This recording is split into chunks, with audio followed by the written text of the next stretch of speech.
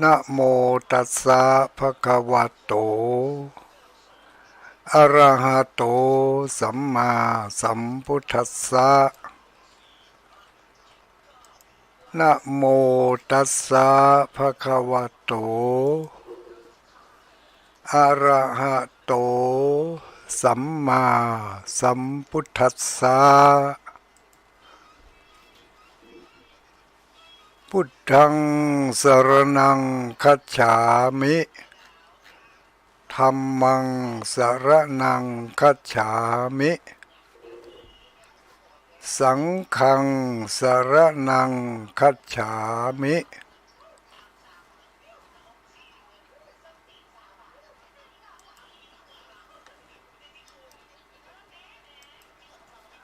อะสังวิ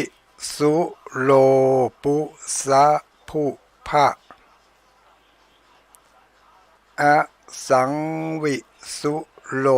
ปุสะภุภะอะสังวิสุโลปุสะภุภะหัวใจพุทธคุณหัวใจพุทธคุณอสังวิสุโลปุสะภุภะ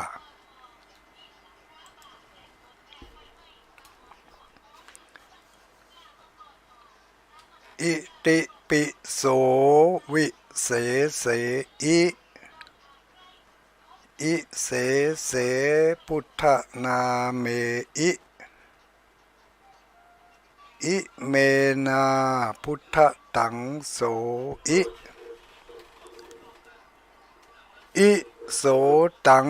พุทธปิติอิ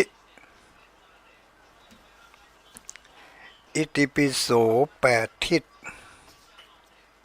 มงกุฎพระเจ้าคาถาอัญเชิญสิ่งศักดิ์สิทธิ์มาประดิษฐ์อยู่ในวัตถุมงคลของเรา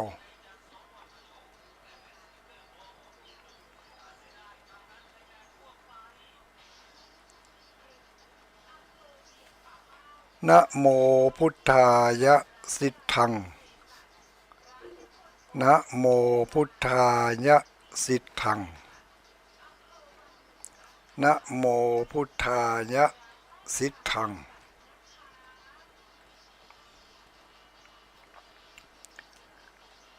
นะลูดโมถอนพุทธอดทาลุดยะตกสวาหายนะลูดโมถอนพุทธอดทาลุดยะตกสวาหาย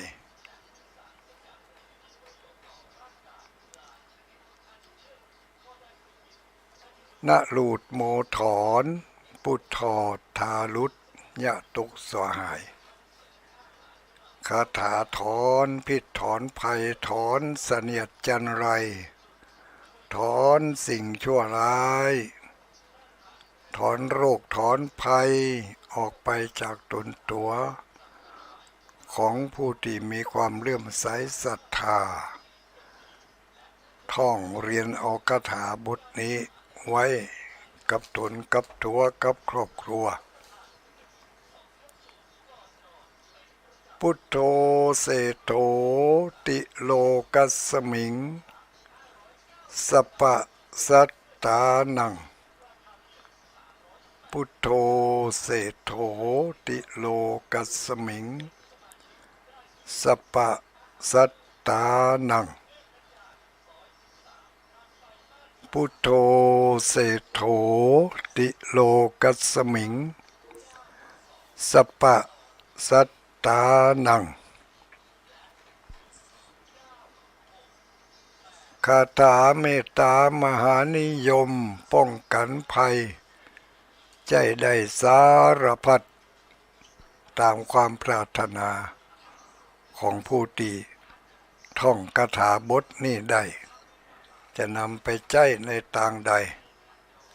อยู่ยงคงกระพัน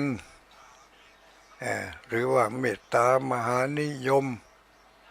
ปิ่นฮักเปิ่นหุมป้องกันภัยอันตรายต่างๆก็ใจได้แก้อัปมงคลอวมงคลแก้คิดแก้จาป้องกันสิ่งบ่พึงปรารถนาเข้ามาหาเราในเวลาที่เราเผลอสติ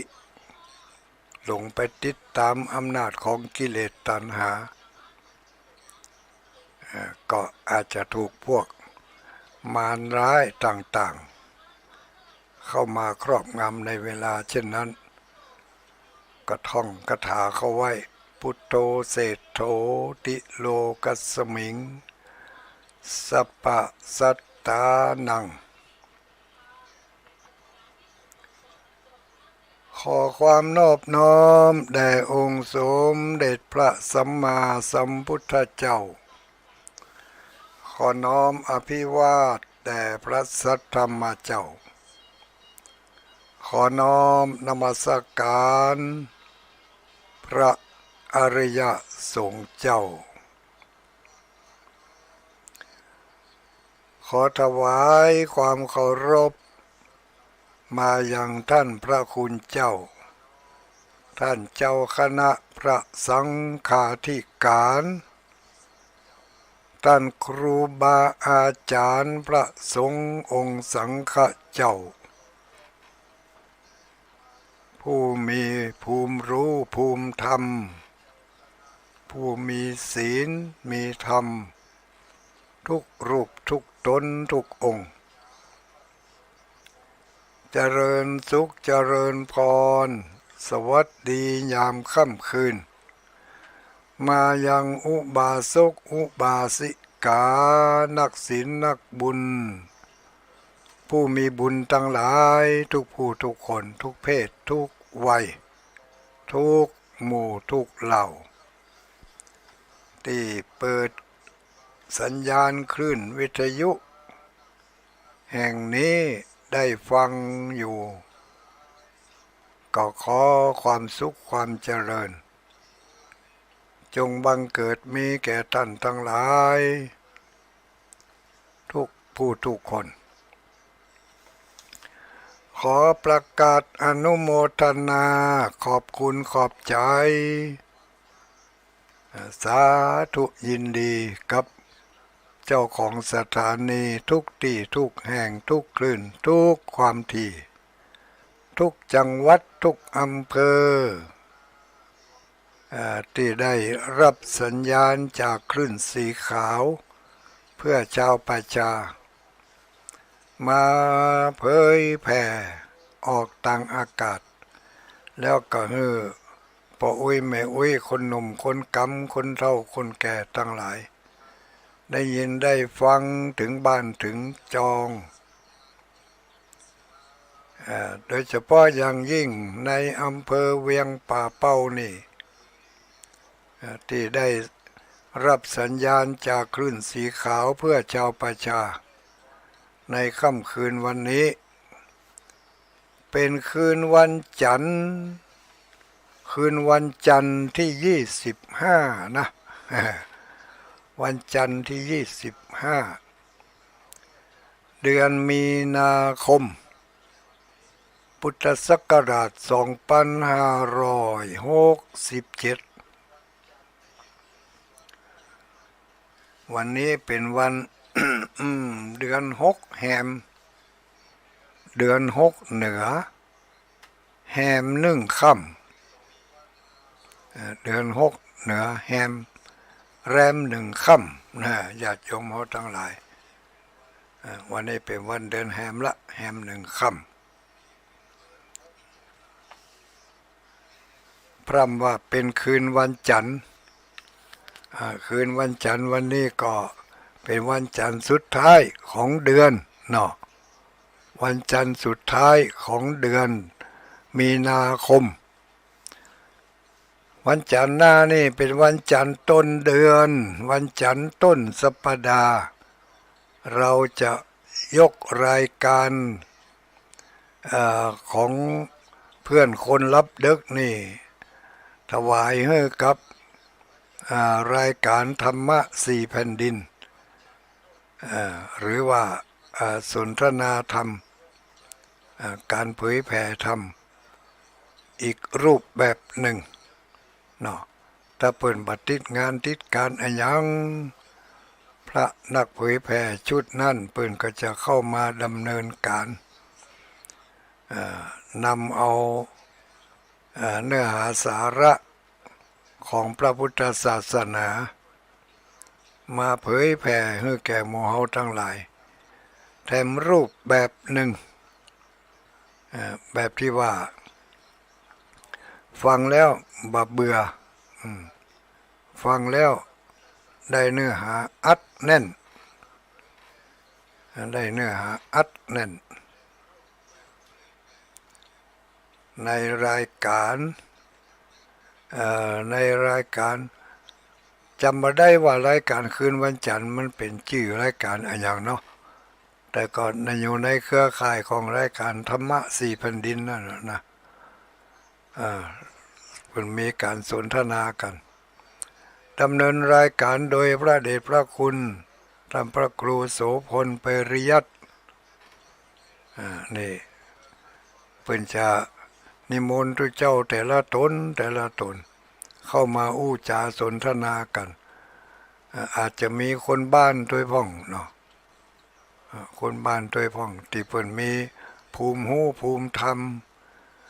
ขนบเรื่องขนบธรรมเนียมประเพณีจารีตเหตุห้อย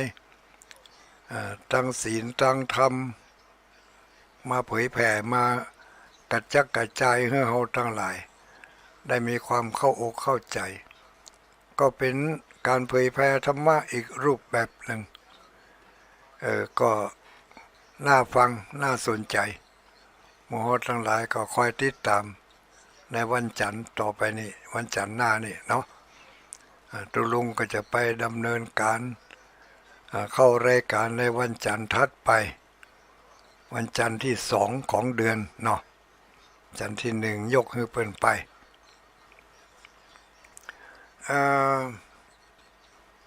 คืนวันนี้ขออนุโมทนา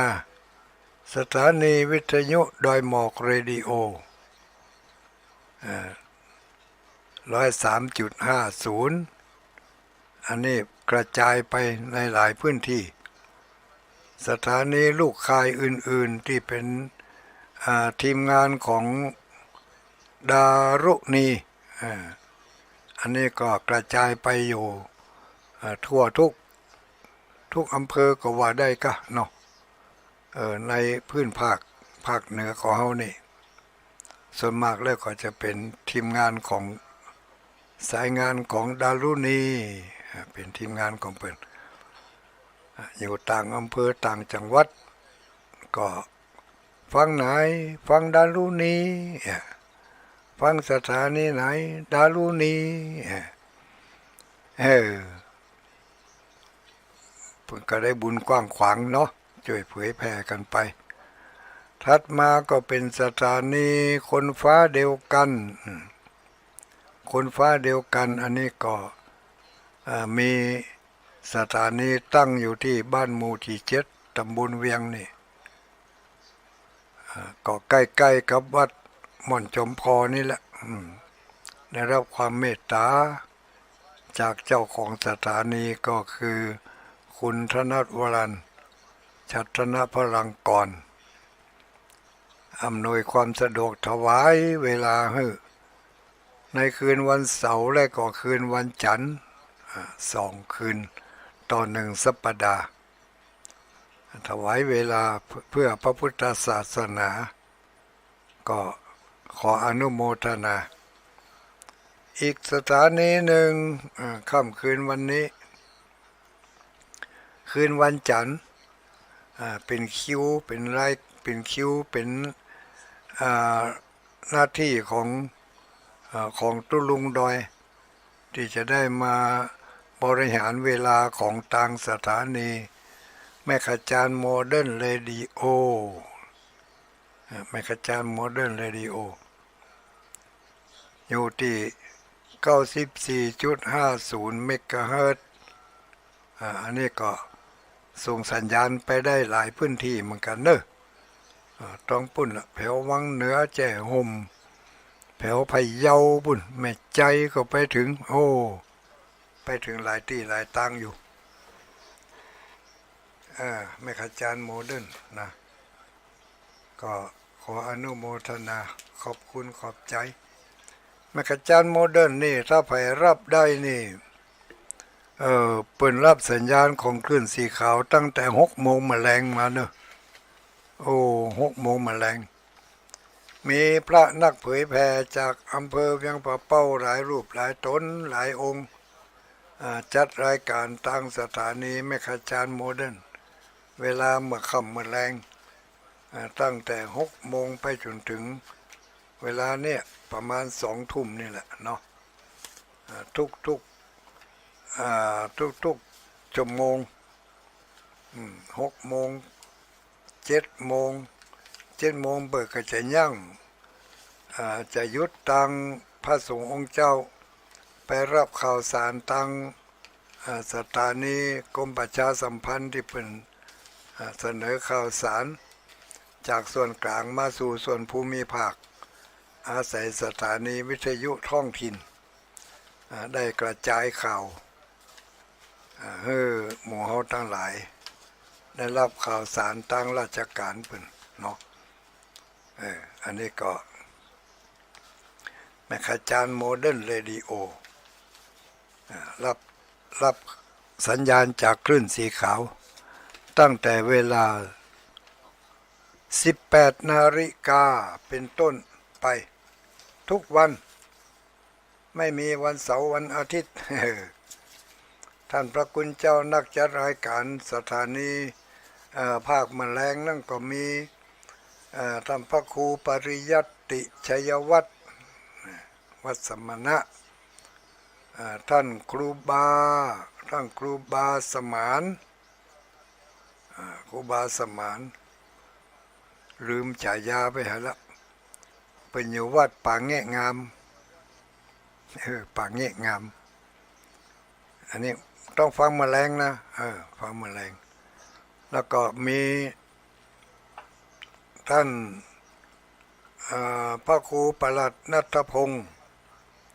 ทิตาวุฒศิริวัดดอนจันทร์อันนี้เป็นกระจัดรายการก็ที่จบลงไปตะกี้นี่นะจบก่อนหน้าตุลุงดอยนี่เป็นรายการก่อนทำพระครูทำพระครูประหลัดกาเนาะนัดอันอย่างลืมชื่อไปแล้วว่าแล้วมันเดี๋ยวนี้ลืมไปแล้วแล้วก็มีท่านครูบาสีหมื่นท่านครูบาสีหมื่นอีกท่านหนึ่งบางวันเพิ่งก็เข้ารายการเมื่อคืนด้วยนะถ้าอย่างเมื่อคืนนี่จะมีก็รายการของตุลุงดอยอันนี้เป็นรายการหลักอยู่ละของตั้งแม่ขจารย์โมเดิร์นเรดิโอแล้วก็วันอื่นๆเนี่ยก็มีท่านพระคุณเจ้าพระนักจัดรายการที่อำเภอเวียงป่าเป้าที่ได้บอกชื่อบอกนามมาตะเกียเนาะท่านพระครูปริยัติชัยวัฒน์ท่านครูบาสมานท่านพระครูณัฐพงศ์ท่านพระครูครูบาสีหมื่นหรือครูบาสีหมื่นพระประหลัดจำนันอันนี้เป็นกระจัดนู้เหมือนจะคืนวันอังคารเนาะคืนวันอังคารคืนวันจันทร์เป็นของตุลุงคืนวันอาทิตย์นี่บางเตือก็มีบางเตือก็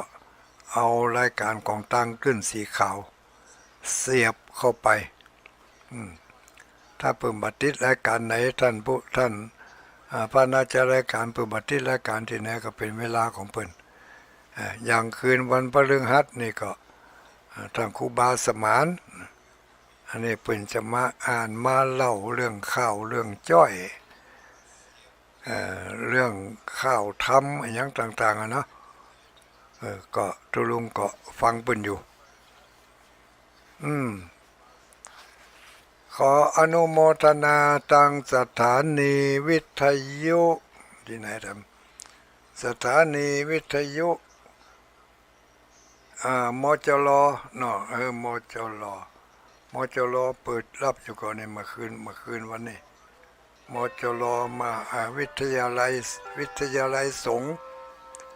นครลำปางเออรายการคืนวันนี้เป็นของท่านไผ่โอ้เป็นรายการของเปิ้นไปรายการตั้งสถานีของเปิ้นบางเตื้อเปิ้นก็รับสัญญาณจากคลื่นสีขาวนี่แต่ก็บางเตื้อเปิ้นก็เป็นเจ้าของรายการเจ้าของเวลาของเปิ้นก็ออกรายการของเปิ้นไปถ้าเปิ้นบ่มีถ้าเปิ้นติดธุระหยังก็นั่นเตื้อก็ซับเปลี่ยนเอา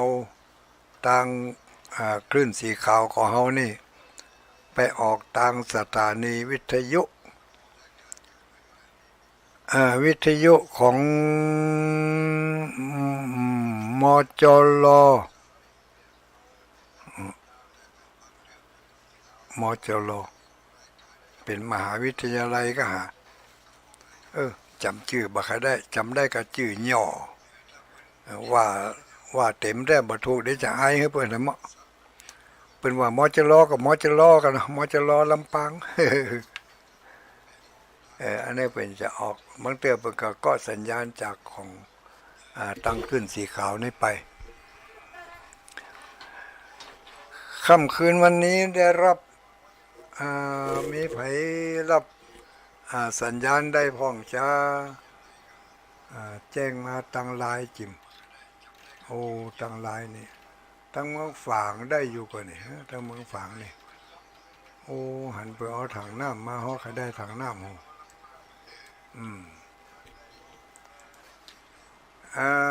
ต่างพะเยา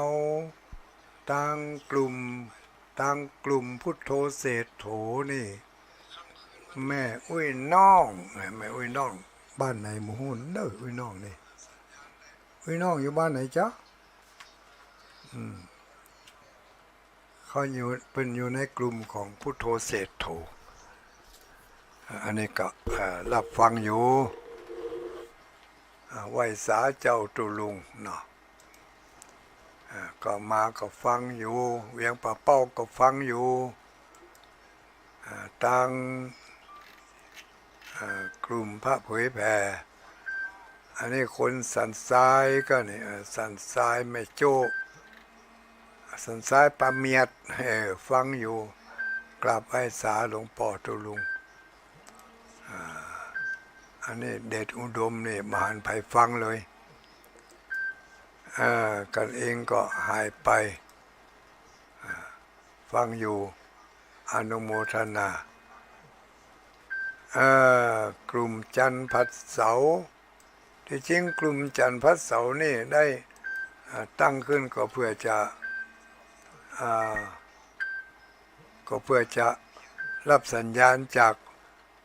คืนวันจันทร์คืนวันพัดแล้วก็คืนวันเสาร์อย่างเนาะกลุ่มจันทร์พัดเสานี่นะแม่เดือนเพ็ญทิมวางฟังอยู่กราบไหว้สาอนุโมทนาสาธุอันนี้ไผป้าฟังอยู่เน้อเจ้าป้ามันยังป้าเกษณีอยู่ในเมืองเชียงใหม่ฟังอยู่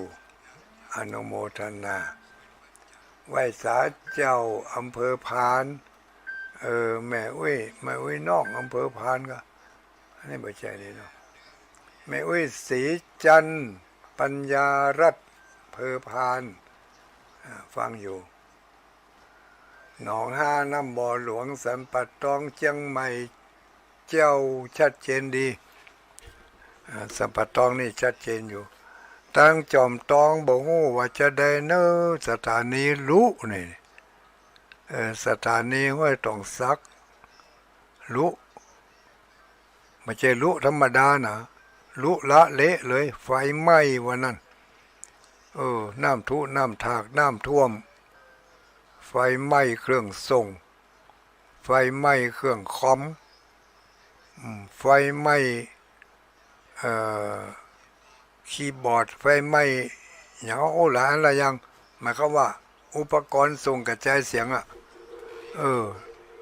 โดนน้ำเข้าไฟไหม้หมดเออเสียงเป็นแสนอยู่เนอะ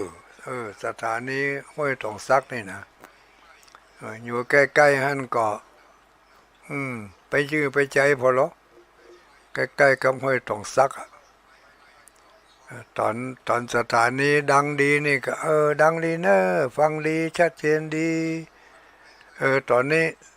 สถานีถูกไฟไหม้แล้วไฟฟ้ามันช็อตฝุ่นมันตกก็ใส่จะได้ยกเครื่องเปลี่ยนใหม่แล้วเอาเห็นแล้วเสียงสตางค์ทั้งหมดเนอะไม่ใช่น้อยๆสักคำว่าโอ้ยเฮ้ยสตางค์ที่จะได้ไปเสี่ยงกับสถานีส่งนั่นน่ะโอ้หลายบาทเนอะตานผ้าป่าเตือนนี่จะกุ้มไปโอ้เป็นหมื่นเป็นแสนน่ะเป็นเรือนแสนว่าซ่อมกำนี่โอ้เอ็นดูเนอะเป็นร่องแฟนคลับของห้วยตองซักเนอะไฟไหม้ไฟไหม้สถานีล่มลุ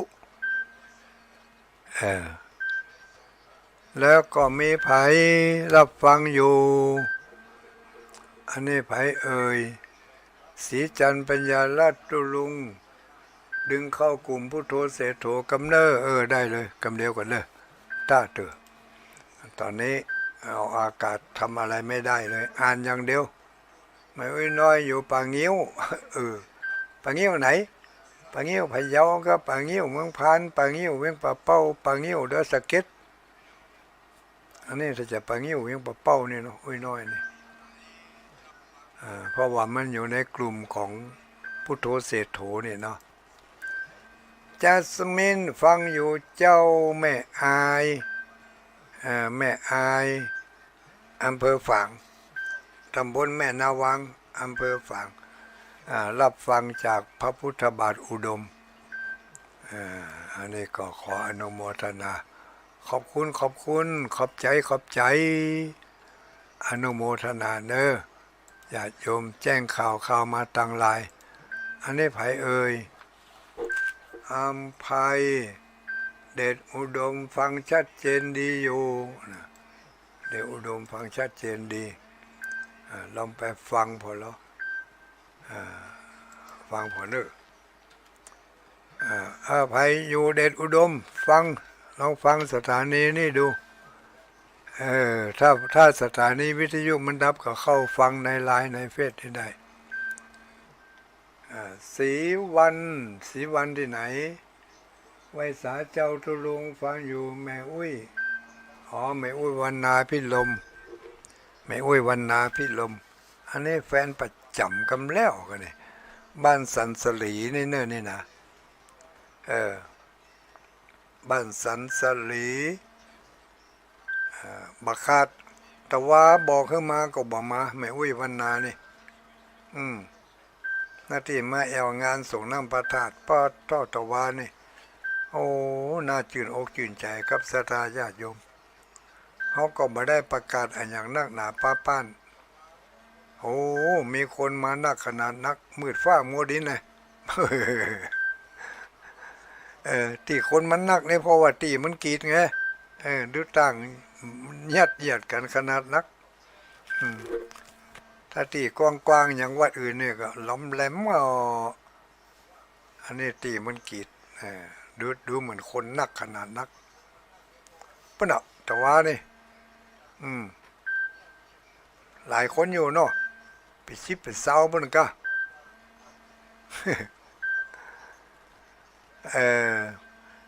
แม่ออกตีอันอยู่ตั้งแม่สวยลงศรีจิราพรบอกว่าแปลงเข้าอย่างก็เข้าห่อมาออกลงทานน่ะ500-600ห่อหมดลึ่งวะหมดลึ่งวะถ้าหมดแต่คนก็แสดงว่าคนต้องเกิน500-600แล้ว มันเหมือนแน่นี่นะบางทีมันล่อมแลมไปเอา2 เตือ3 เตือแล้วเนาะคนหนึ่งอันนี้ก็บัตตาเอากินเอาแหนมได้เตือนะเอาห่อเข้าแหนมมาได้แม่เลื้อนเสร็จต่อว่าจะได้ไปฟังโทรมาเตือแม่เลื้อนเสร็จต่อฟังโทรมาเตือบาฮับเตือกำลังอ่านตังไลน์นี่อันนี้ภายห้วยงูในห้วยงูใดฟังอยู่เนอมีกี่คนเนี่ยห้วยงูในนี่ฟังอยู่นี่อันนี้ตัวแทนแฟนครับที่เปิ่นอยู่ห้วยงูในเป็นตัวแทนส่งมาบอกทางไลน์บอกว่ารับฟังอยู่แต่ว่านี่ไม่ได้บอกเขาเอาไม่ได้บอกเขาเอากับข้าวกับป่ามา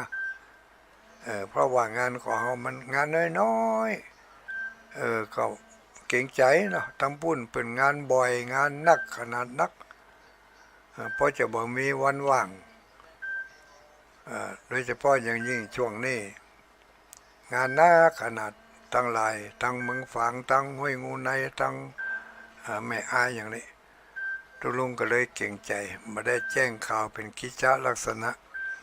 แต่ก็เพิ่งก็ได้มีการให้การหอมมาตั้งโทรศัพท์พ่องตั้งซองพ่องวันนั้นก็ไปร่วมงานงานปล่อยหลวงตาลวิหารพระเจ้าระฆังไปร่วมงานมุทิตาสการะพระเดชพระคุณท่านพระครูสุจิตานุรักษ์เนื่องในวาระโอกาสอายุพรรษาของเปิ่นได้ครบไข่รอบเนาะ6 รอบ6 รอบก็มีศรัทธาญาติโยมป้าหน้าป้าตาก็ได้ฝากซองฝากอย่างมาบางซองก็บอกว่าเอาหอมกาน้ำกาไฟบางซองก็บอกว่าเอาหอมส่งน้ำพระธาตุ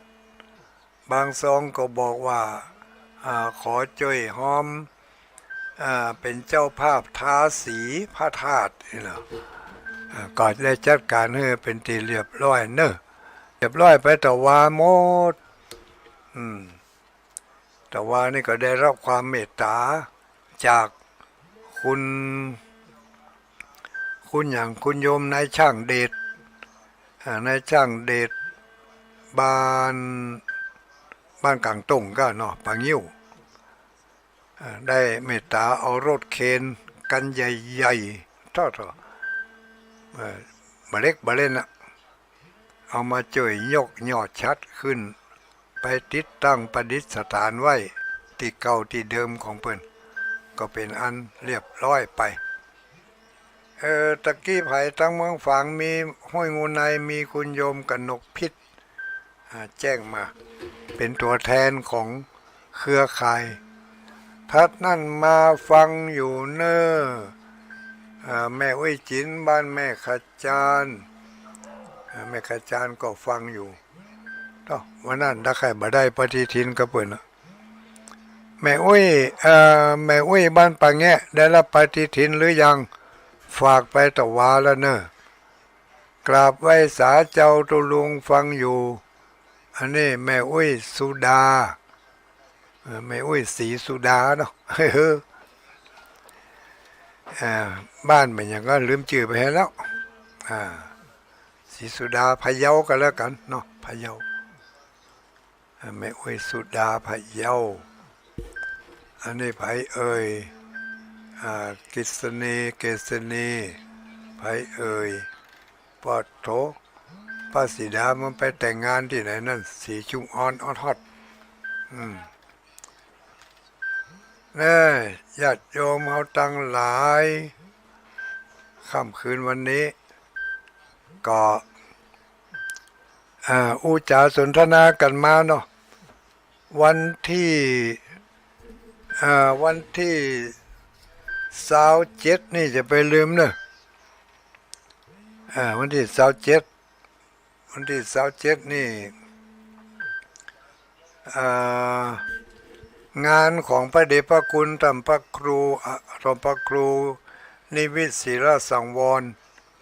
เจ้าคณะอำเภอเวียงป่าเป้าวัดห้างต่ำเพิ่นจะมีงานฉลองสมโภชตานศาลาหอฉันแล้วก็ตานสมโภชพระเจ้าตันใจ2105บัตรรับเตือนเนอถ้ารับแล้วก็มันรับคนอื่นถ้ารับก็จะรับคนอื่นแล้วก็ยุ่ง2105บัตรรับเตือนเนอขอสุมาเตอเพราะว่าถ้ารับแล้วก็จะต้องรับคนอื่นด้วยเดี๋ยวก็จะว่าอันนี้สันปะตองฟังชัดเจนดีสันปะตองฟังชัดเจนดีสันปะตองตำบลแม่กาอันนี้ก็ตะวาก็มาร่วมงานก็เปิดรู้เนี่ยสัมปะตองนี่โตมาใจใกล้ๆสักกำวันนี้ทางเป็นน้องทางสายใต้คงจะหันรถนักขนาดนักเพราะว่าวันนี้เป็นวันมงคลของทางคณะพระสงฆ์องค์สังฆเจ้าเปิ่นได้พระบาทสมเด็จพระเจ้าอยู่หัวเปิ่นได้พระราชทานถวายพัดยศประจำตำแหน่งถวายพัดทำพระครูแต่งตั้งเจ้าอาวาสบางตนบางองค์ที่มีคุณธรรมมีความประพฤติมีศีลมีวินัยดีมีกิจการงานทางพระพุทธศาสนาได้ดีเพิ่นก็คัดเลือกให้ได้ไปเป็นทำพระครูหรอทำพระครูอย่างในอำเภอเวียงป่าเป้านี่ที่ได้แต่งตั้งพระครูใหม่ก็มีวัดขุนลาวเป็นน้องวัดขุนลาวป่านนี้ก็ยังอยู่ในวัดท่านอยู่หลายตนหลายคนหลายอยู่เนาะเพิ่นจะทำพิธีให้เสร็จวันนี้หมดนี่นะที่วัดขุนลาวเจ้าอาวาสกับเจ้าคณะตำบลเพิ่นก็เกรงอกเกรงใจศรัทธาญาติโยมไปยากมาไกลหนทางก็เลยจะทำวันนี้ให้มันเรียบร้อยไปเหียได้ยินข่าวมานอกจากว่าเพิ่นจะทำบุญทำไมก็อย่างได้ก็อันนั้นก็อยู่ที่เจ้าอาวาสทำกรรมเจ้าอาวาสวันนี้เพิ่นได้รับทำพระครูทำพระครูวัดขุนลาวพระครูอันยังจื่อเปิ้นอ่านแล้วก็มาลืมไปแล้วได้พระครูใหม่จื่ออันยังก็ลืมไปแล้วเนอะแล้วก็แถมตนหนึ่งชื่อใหม่แถมตนหนึ่งทำพระครูพิพิธสุตธรรมอันนี้รองเจ้าคณะอำเภอเวียงป่าเป้าปีนี้เปิ่นได้เลื่อนตำแหน่งขึ้นได้เลื่อนตำแหน่งของรองเจ้าคณะอำเภอขึ้นมาแถมจ้านหนึ่งนี่นะเลื่อนวันนี้เหมือนกันในอำเภอเวียงป่าเป้านี่ปีหนึ่งได้เลื่อน1 ตนแล้วก็ได้ขอใหม่1 ตนนี่นะในเครือข่ายของคลื่นสีขาวนี่ก็มีธรรมพระคุณเจ้าหลายรูปหลายตนหลายองค์เนอะที่ได้รับแต่งตั้งขึ้นใหม่ก็มีที่ได้รับเลื่อนก็มีที่หู้ข่าวมาก็มีธรรมพระครูชลทานพิทักษ์อันนี้ก็เลื่อนจากเจ้าอาวาสธรรมดาก็ขึ้นเป็นเจ้าอาวาสเจ้าผู้ช่วยก็รองเจ้าอาวาสวัดหลวงวัดลาดอย่างเนี้ยมันจำอันยังมาได้ดีหมายความว่าธรรมพระครูชลทานพิทักษ์ก็ได้เลื่อนก็เปิ่นทำตนหนึ่งก็แล้วกันเลื่อนเป็นอันอย่างนั้นนี่รายละเอียดหู้มาได้จำมาได้ก็เป็นอันว่าเปิ่นก็ได้เลื่อนแล้วก็ทำพระครูอภิวัฒนวิกรมนี่อันนี้ก็ได้เลื่อนเหมือนกันเนอะหมู่ญาติโยมเฮาทั้งหลายทำพระครูอภิวัฒ อภิวัฒนวิกรมเนาะอาจารย์บรรยงเมื่อก่อนก็เป็นเลขาเจ้าคณะอำเภอมาเดี๋ยวนี้เลื่อนจากเลขาเจ้าคณะอำเภอขึ้นไปเป็นรองเจ้าคณะอำเภอคือก็นี่ก็งานอย่างต่างๆก็เพิ่มขึ้นทั้งหมดเนอะญาติโยมทั้งหลายเมื่อตำแหน่งเพิ่มงานก็ต้องเพิ่มเมื่องานด่างหนึ่งเพิ่มงานด้านหนึ่งก็อาจจะลดลงนี่มันก็ยังกับตาจังนี่ก็ญาติโยมทั้งหลายถ้าภาคตั้งหนึ่งขึ้นภาคตั้งหนึ่งมันก็ต้องลงเพราะว่ามันมีตาจังงานราชงานหลวงเนาะงานอาสางานจิตอาสากับงานในตำแหน่งหน้าที่เนี่ย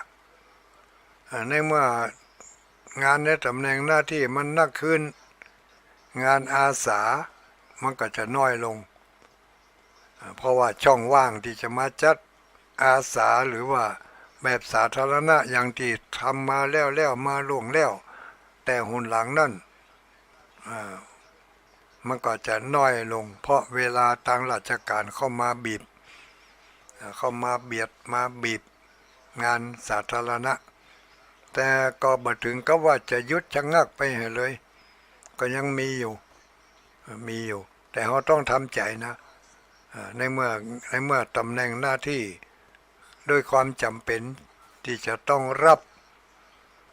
ด้วยความจำเป็น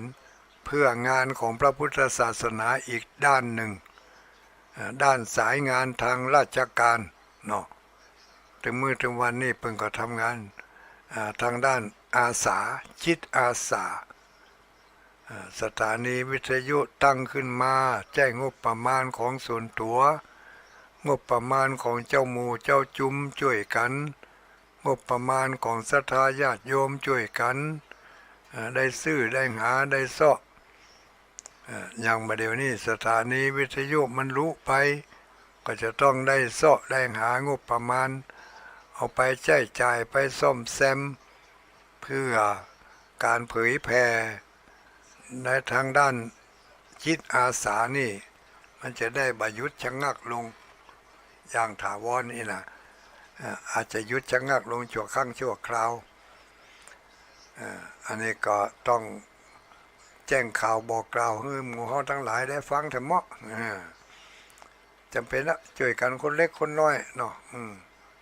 ถ้ามาอ่านมันก็ดักปิ้งง้อมหากะง้อมหาทุกเจ้ากะทุกเจ้าก็ง้อมหาศรัทธาญาติโยมศรัทธาญาติโยมก็ง้อมหาทุกเจ้ากะ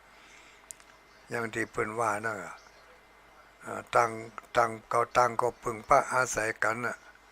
กล้วยก้ำงามก้ำกล้วยสาขาสมณะคณะศรัทธาก็จิบก็ปึ่งสมณะจัดส่วนสมณะจัดก็ปึ่งคณะศรัทธาเนาะก้ำไปกันไปมาจูจุยจึงสำเร็จโดยประโยชน์หลายประการลูกนี่อันนี้ก็เป็นข่าวคราวบอกให้กันได้ฮู้เนาะพี่น้องตั้งดอยสักเก็ตตะวานี่ก็ไปงานกันหลายที่หลายตังตั้งเวียงปะเป้าตะวานี่มีหลายที่หลายตัง5-6 วัดสู่น้ำพระธาตุพร้อมเดียวกันแต่ละวัดก็กิจกรรมแต่ละอย่างไปก็ขออนุโมทนาแทนกับหัววัดหัววาต่างๆแทนวัดที่ศรัทธาญาติโยมได้ไปร่วมทำบุญเนาะจะเป็นวัดม่อนจอมพอก็ดีวัดบ้านโป่งเทวีวัดฮ่องกูวัดบันดงตุงมานวัดสันกูทองวัดศรีดอนใจนี่ตะวานี่ก็ไปร่วมกันมากหน้าหลายตาแต่ละวัดมีข้าวน้ำโภชนาอาหารน้ำส้มน้ำหวานไปเลี้ยงไปออกโรงทานกับข้าวกับปลาเต็มโต๊ะบ่ว่าจะเป็น โต๊ะของตุเจ้าพระสงฆ์องค์เนนโต๊ะของคณะสัตยาติโยมเฮาทำบุญด้วยจิตอาสาโดยความสมัครใจอย่างมันม่วนอกม่วนใจเต็มอกเต็มใจได้โดยการให้ทานโดยการไปออกลงทานนี่มันม่วนใจนะม่วนใจสบายใจที่ใกล้ๆของเขาที่จะถึงนี่ก็จะไปลืมเนี่ยเอาลงทานไปตัวที่วัดหั่งต่ำในวันที่27นี่วันฮือนี่กะเนาะวันที่27นี่เพื่อจะมีส่งน้ำพระธาตุเนอะก่อนตอนนิมนต์พระสงฆ์องค์สังฆเจ้าหันเปิ้นนิมนต์หัน12 ตนนะ12 รูป12 ตนถ้าไผที่บัได้มีรายชื่อนะหันจะไปแอวไปแหวงไปร่วมทำบุญกับเปิ้นทำพระครูนิมิตศิลสังวรก็ขอแสดงความยินดีขอบคุณล่วงหน้าเนอะเอาไปร่วมไปหอมกันข้าวน้ำโภชนาอาหารมีอันใดอันหนึ่งก็คณะสัตยาเขาก็เอาลงทานไปเอาไปตั้งอย่าคนเดียวบ่ลูกก็ชวนกัน2-3 คนโดยความสมัครใจถ้าบ่ได้เก็บกันแล้วมันม่วนใจถ้าไปเก็บกันเป็นขั้นเป็นตอนแล้วมันบ่ม่วนบ้านนี้ฐานะโมกเก็บ100เนอะบ้านนี้ฐานะโมก150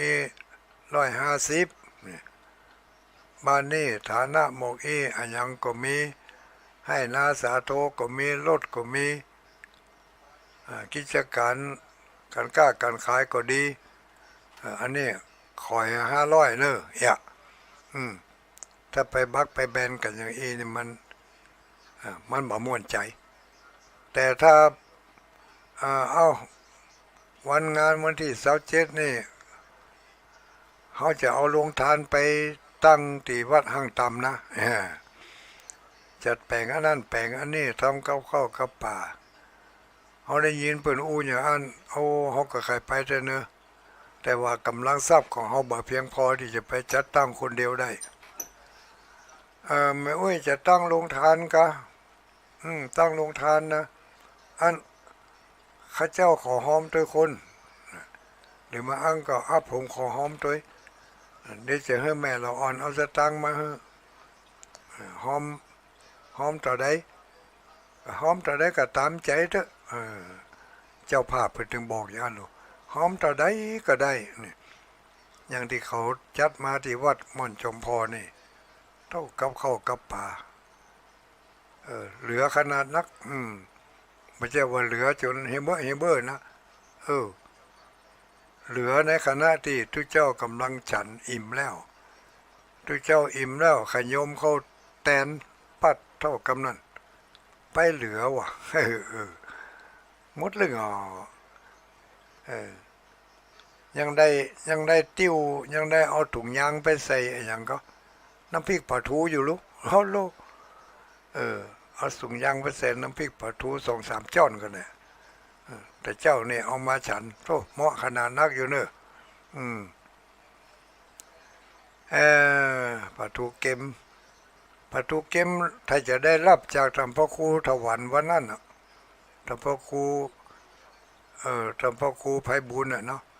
วันนั้นเป็นแจกปลาทูกันจะเป็น1,000 กิโลคนที่ไปงานวันนั้นนี่ก็ได้กันไปคนถุงบางพ่องขี้โลภตัณหาเอา2 ถุง 3 ถุงก็มีเปิ่นใส่อุตสาห์ใส่ถุงไว้4-5 ตัวยังพอเอา2-3 ถุงก่อนไม่อยากเอาไปขายก็ว่าจะได้ขี้โลภคนขี้โลภนี่มันถึงใครได้นักต่อได้ยิ่งดีนี่นะจะได้ด้วยวิธีใดก็แล้วแต่เรื่องอายเนี่ยเอาไว้หั่นก่อนเอาอายใส่ถุงเสื้อไว้เหี้ยนะเอาความขี้โลภนี่เอามายื่นหน้าหั่นเอามาใส่ทางหน้าหั่นมันถึงมาอายหายแซ่บเราลองสังเกตบ่ดอกมูดีลังเตือเปิ่นออกลงทานก็ดีเปิ่นทำกับข้าวกับป่า เลี้ยงข้าวปลาอาหารแขกเรืออย่างต่างๆนี่นะบางทีนี่ยังบ่ทันได้กินเถอะเก็บใส่ถุงเก็บใส่ถุงอืมแต่งดาไปตัวเก็บใส่ถุงไปตัวก็มีไม่ใช่บ้านเฮานะหันใน YouTube ที่เขาถ่ายมาให้พอเนี่ยก็หน้าตาก็จัดดีหอกอยโอ้งามพิลีจ้องกองอ่ะแต่ว่าขี้โลภอ่ะเอ้ยเออมันก็ถ้าจะนักไปตัวความงามของมันนั่นกันเนาะขี้โลภตัณหาเอาแต่เหือบัตึกบัเต้าเอาทิกเอาได้ก็เก็บเอาเก็บเอาบอกว่าถ้าเสร็จการเสร็จงานเรียบร้อยหมดมันเหลือแล้วบอจะดีกว่าเอาขว้างบ่ได้อย่างอีกอ่ะอันนี้ก็น่าเอาแต่เปิ้นเอามาเลี้ยงกันจะกุ้มก็บ่กุ้มก็ยังบ่ฮู้เดี๋ยวไปไม่รู้ของเปิ้นอันนี้ก็น่าละอายเออมาจุ่มแถมแล้วเนี่ยพอ9 โมงแล้วเนี่ยจุ่มให้ฟังเนี่ยมีตวานี่เออได้นั่งสนทนากันกับกับญาติโยมคนหนึ่งเนาะอู้กันไปอู้กันมาเรื่องการบริจาคให้หอมอย่างต่างๆหมดเนี่ยอู้ไปอู้มาก็ถามตุลุงถ้าเขาบริจาคไปแล้วนี่ถ้าเขาบริจาคไปจะเป็นบริจาคสิ่งของก็ดีข้าวน้ำโภชนาอาหารก็ดีบริจาคเป็นปัจจัยเงินทองก็ดีถ้าเขาบริจาคไปแล้วเนี่ยเขาเอาไปให้เป็นอ่านจื่อกับบ่อ่านจื่ออันใดจะดีตุลุงอันใดจะได้บุญนักกว่ากันอ่านจื่อกับบ่อ่านจื่อตุลุงก็ว่าการบริจาคการให้การหอมนี่มันอยู่ที่เจตนาความตั้งใจของเขาจะให้จะหอมอันยังก็แล้วแต่เถอะแล้วขอยังถามเรื่องคำนะว่าถ้าอ่านจื่อเนี่ยมันจะได้บุญก็จะได้บาปเนอะอู้กันเรื่องงูเนี่ยการให้การหอมมันก็อยู่ที่เจตนาความตั้งใจของเขาถ้าเขาเสียสละไปแล้วได้เสียสละไปแล้วให้หอมไปแล้วชื่อว่าเขาได้กำจัดความตนีส่วนหนึ่งกำจัดความหันแก่ตัวอย่างหนึ่งกำจัดความขี้โลภโมโทสันส่วนหนึ่งได้ออกไปจากจิตจากใจโดยการโดยสะพานของโดยสะพานของบุญอันนั้นก็คือการให้ทานอาจจะเป็นวัตถุใดๆก็ตามข้าวน้ำโภชนาอาหารก็ดีจตุปัจจัยเงินทองก็ดีได้เอาออกไปแล้วนี่มันม่วนใจเอาออกจากตัวเขาอะเมื่อเอาออกจากตัวเขาไปได้อย่างนี้มันม่วนอกม่วนใจมันได้สละได้หันเปิ่นหับแล้วมันก็ม่วนใจหรือว่าเอาใส่ซองไปให้ไปหอมเอาใส่ซองฝากไปอย่างญาติโยมทั้งหลายเอาซองฝากตุลุงมาเนี่ยแต่วันนั้นไปที่เมืองฝางพอโทได้ซองที่เป็นเอาหอมมานี่เป็นกระสอบปุ่นไงขนาดนักเป็นไต่เป็นกระสอบปุ่นกระสอบถุงยางนี่นะกระสอบถุงยางนี่10x12นี่ก็เนาะจัดนักอยู่แล้วมีไผปลาล่ำปลาเหลือจะได้อ่านก็บ่อ่านดีเนี่ยแต่เมื่อตะวันนี่ก็อ่านนักเตือก็ได้อ่านนักเตือก็บ่ได้อ่านตุลุงก็บอกว่าเอาให้เป็นอ่านก็ดีบ่อ่านก็บ่เป็นหยังที่ได้บอกได้ตอบกันไปตะวันนี่นะอ่านก็ได้บ่อ่านก็บ่เป็นหยัง มันอยู่ที่การเสียสละของเฮาความตั้งใจของเฮาถ้าเฮาได้ตั้งใจแล้วความตั้งใจตัวนั้นน่ะมันจะสำเร็จถามว่าคุณโยมเคยโอนสตางค์ผ่านมือถือก็เคยโอนก็เขาก็บอกว่าโอ้เคยครับบ่อยตัวตึงโอนตึงฮับการที่เขาบริจาคให้หอมร่วมทำบุญนั่นก็เหมือนกับการเขาโอนสตางค์ผ่านแอปเนาะการที่จะโอนสตางค์ผ่านแอปนั่นไม่ใช่ว่าเขียนเลขที่บัญชีแจ้งจำนวนเงินแล้วก็ปลายทางจะได้รับเลยทันทีก็ยังไม่ได้รับเตือกว่าจะได้รับนี่ปลายทางจะได้รับนี่ก็ต่อเมื่อเขาได้สำรวจตรวจตาพอว่าที่เขาจะส่งนี่ส่งไปให้ไผเนาะอย่างไผจะส่งมาให้ตุลุงเนี่ยก็ต้องเขียนเลขบัญชีเขียนเลขบัญชีเสร็จเรียบร้อยแล้วก็แจ้งเขียนจำนวนเงินแล้วก็กดพอสำรวจตรวจตาเพื่อความแน่นอนว่าเงินนี่จะไปเข้าบัญชีของไผเข้าบัญชีของตุลุงแน่นอนแล้วบอจากนั้นขั้นตอนสุดท้ายก็คือกดยืนยันถ้ากดยืนยันปุ๊บนี่แสดงว่าเอาคืนมาได้แล้วยืนยันแล้วก็มันก็ส่งไปเลยส่งไปเข้าบัญชีเล่มปุ่นนี่เล่มปลายทางนั่นเนาะถ้าเกิดเขามาได้เกิดว่าเขามาได้สำรวจตรวจตาให้ทีท่วน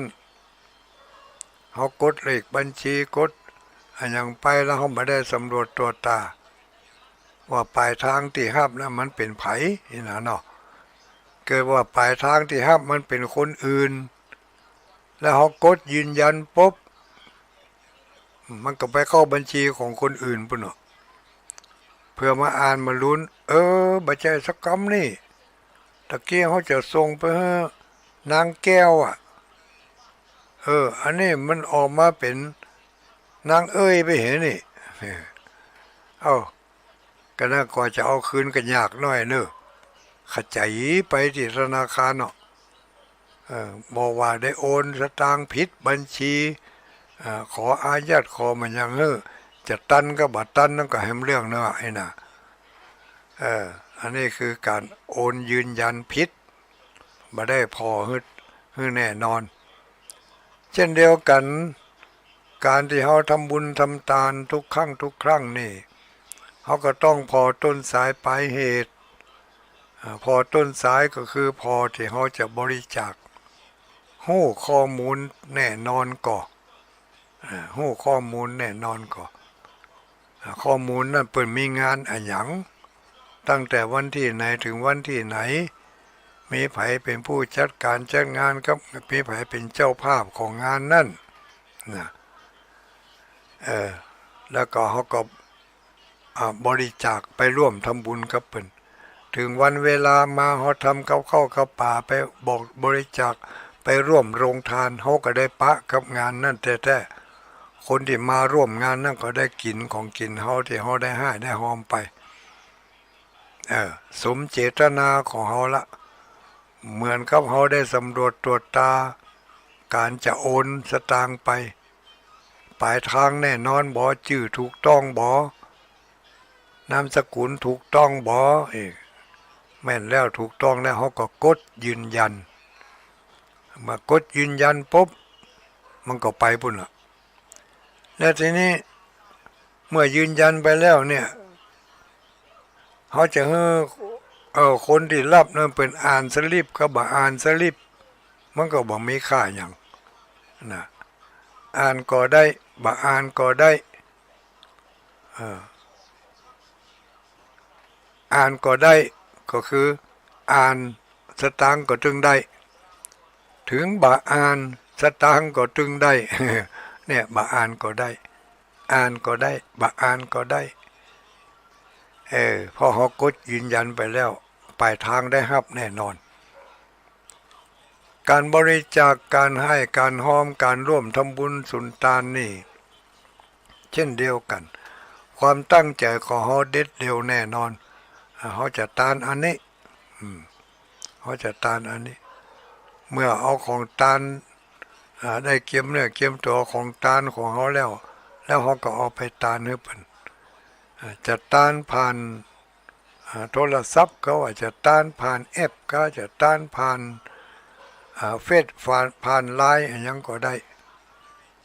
ถ้าเขายืนยันแล้วตั้งปลายทางก็ต้องได้รับแน่นอน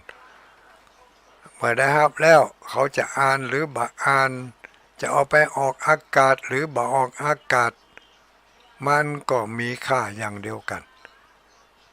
อันนี้หมายถึงมีค่าจากผลลัพธ์ของการให้ทานแต่มีผลลัพธ์อีกทางหนึ่ง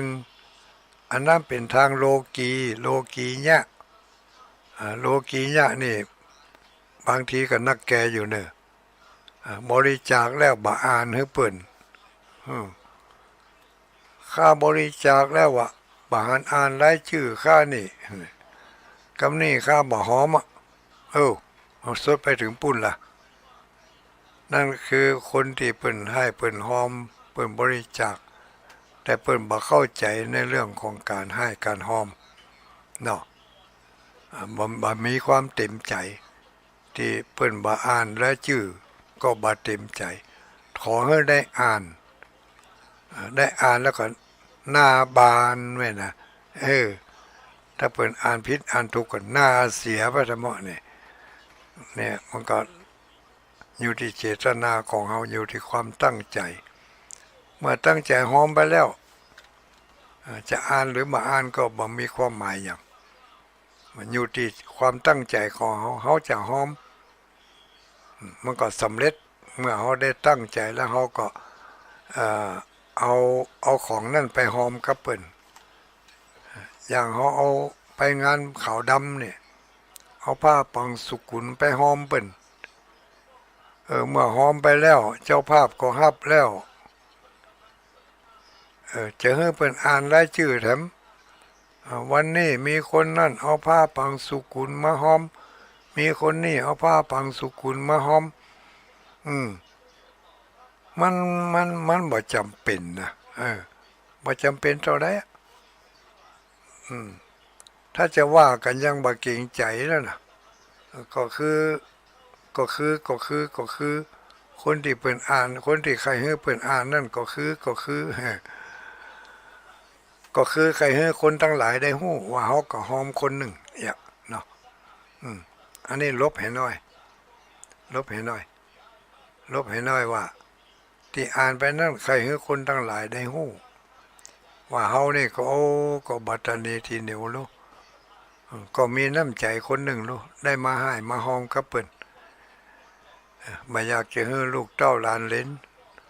วงศาคณาญาติหรือว่าคนที่เป็นเจ้าของงานนั่นได้ตำก้อยน้อยใจว่าเฮาบ่ได้ให้ได้หอมเฮาก็มาให้มาหอมอยู่นี่นะ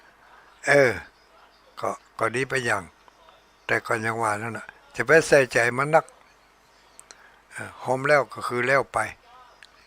เปิ้นจึงมีคติธรรมเปรียบเทียบไว้การให้ทานเนี่ยคติธรรมเปรียบเทียบไว้จนหมู่เฮาตั้งหลายได้ยึดมาเอาเป็นเรื่องเป็นราวเอาเป็นเรื่องเป็นตายไปเลยนะเรื่องข้อขาดบาดตายกำแล้วแหละถ้าบ่ได้ยะอย่างอ่านนี่นะก็คือการหยาดน้ำนี่เป็นคติธรรมเตือนเป็นยกอุปมาอุปไมยลูกเป็นบุคลาธิฐานยกอุปมาอุปไมยว่าการที่เฮาได้ให้ทานก็เหมือนกับการที่เฮาได้หยาดน้ำนะจะได้ว่าเปรียบเทียบการให้ทานเหมือนกับการหยาดน้ำมันอยู่ในขวดมันก็ไปไหนอยู่แต่ในขวดนั่นแหละ แต่ถ้าเทน้ำออกจากขวดลงนั่นก็คือเขาได้สละ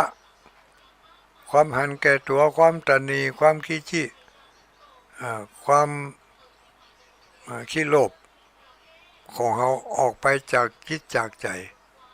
เหมือนกับได้เอาน้ำออกไปจากขวดจากแก้วเมื่อน้ำออกไปจากขวดจากแก้วแล้วฉันใดของทานที่เราออกจากจิตจากใจและไปเราไปแล้วก็ให้มันขาดกันไปเลยขาดกันไปน่าจะไปยึดติดถ้ายึดติดกับน้ำบอกออกจากแก้วสักเตือนนั่นแหละน้ำออกจากแก้วไปเลยออกจากขวดไปเลยลงสู่พื้นปฐพีธรณีนี่นี้เป็นพยานเนาะ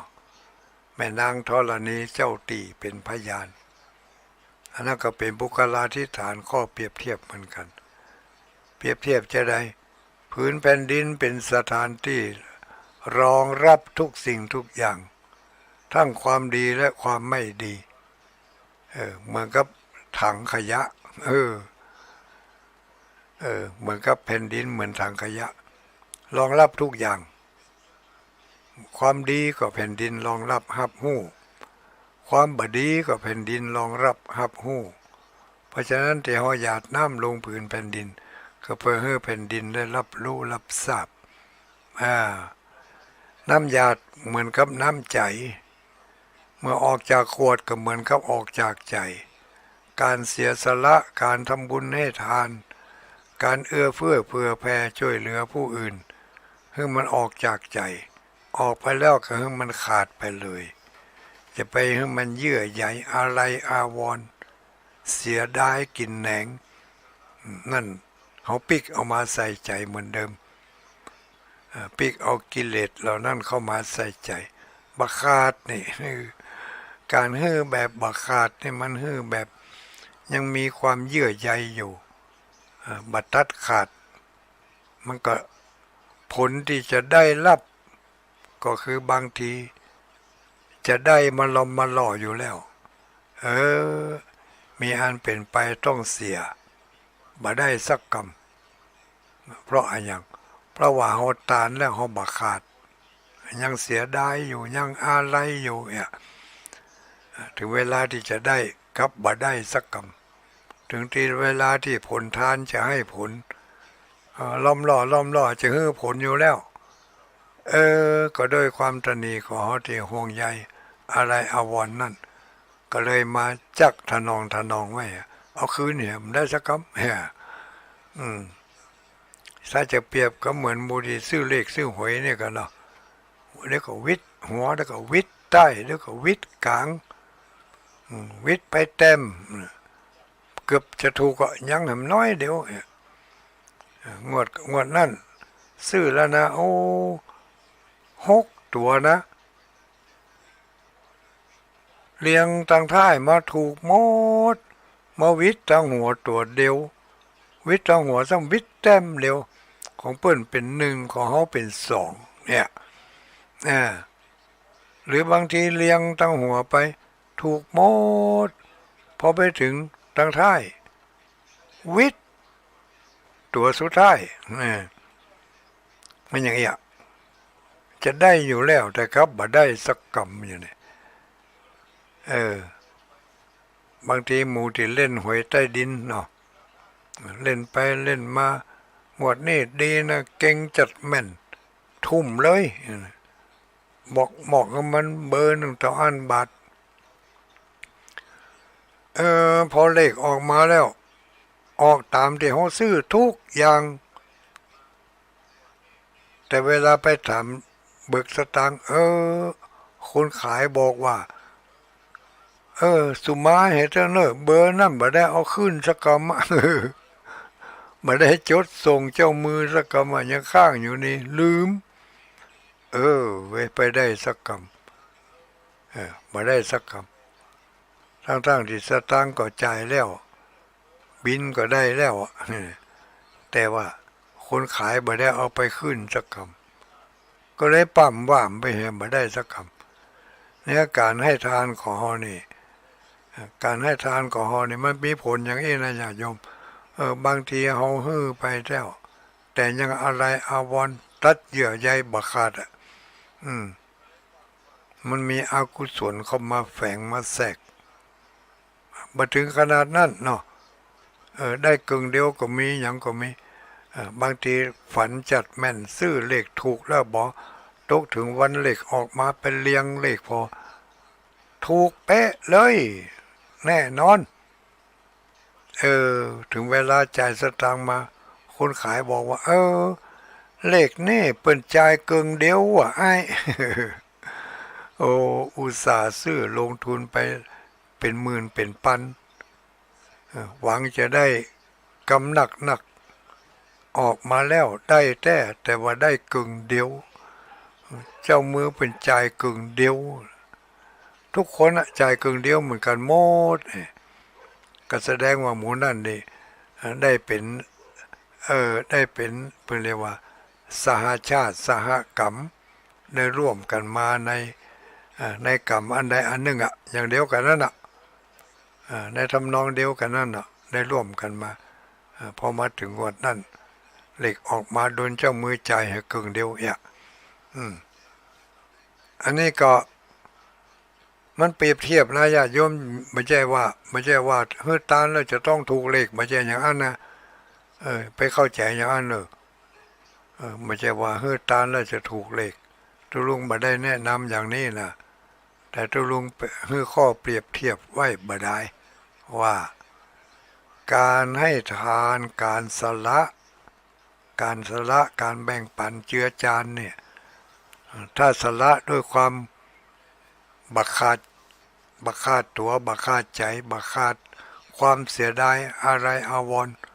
มันก็จะเป็นอย่างนี้มีความเป็นห่วงเป็นใยอยู่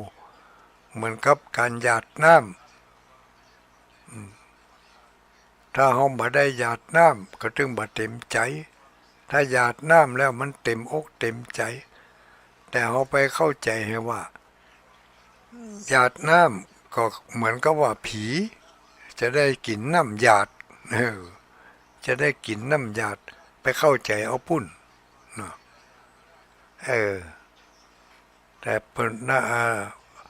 นักปราชญ์โบราณเป็นฮื้อข้อเปรียบเทียบเอาไว้ฮื้อคติธรรมตีความหมายออกมาการให้ทานเหมือนการหยาดน้ำเมื่อหยาดน้ำแล้วน้ำออกจากแก้วก็คือขาดละของทานออกจากตัวก็คือขาดละบริจาคไปแล้วเปิ้นจะหอมเปิ้นจะอ่านหรือบ่อ่านก็คือขาดไปแล้วบ่ต้องไปท่าฟังมันข้อสำคัญเนี่ยเขาได้ออกไปแล้วเปิ้นก็เอาของทานของเขาไปใจไปบริการให้มันถูกต้องตามจริตหิตห้อยอย่างที่เปิ้นได้หอมตาลกะสีมาตกลงขอหอมตาลสีพระธาตุทาสีพระธาตุเน้อตกลงก็ฮับใส่ซองเอาใส่ซองตกลงก็ฮับเอาใส่กระเป๋าไว้ใส่กระเป๋าไว้แล้ว เปิ้นจะไปซื้อสีตกลงก็เอาสตางค์ส่วนหนึ่งที่เปิ้นเอามาหอมมาอย่างหอมกะอาหารลงทานเน้อตุลุงก็เอาสตางค์กะอาหารลงทานไปซื้อสีเฮียแต่สตางค์เปิ้นหอมสีอยู่ในซองหั่นอยู่ถ้าอย่างนี้จะได้บุญหรือไม่ตุลุงก็เอาสตางค์กะสีมาไปให้กะอาหารแทนอันที่ตุลุงเอาไปจ่ายซื้อสีเจ้ามันก็เกื้อกูลกันไปหั่นเอาตีนหนึ่งไปใส่ตีนหนึ่งเอาตีนหนึ่งไปแทนที่สองมันไม่จำเป็นจะต้องเอาตัวนั่นเป๊ะลูกเนาะถ้าจะเอาเป๊ะอย่างนั้นข้าเอาสตางค์ใบร้อยมาหอมตุลุงนะตุลุงต้องเอาสตางค์ใบร้อยเลขที่นี่นะไปซื้อสีนะ ถ้ามาอ่านแสดงว่าตุลุงเบลนี่ตุลุงบ่ได้เอาสตังค์ของผมไปซื้อสีสกรรมเอาไปซื้ออย่างอื่นเหี้ยผิดวัตถุประสงค์ผมก็นี่บ่ถูกต้อง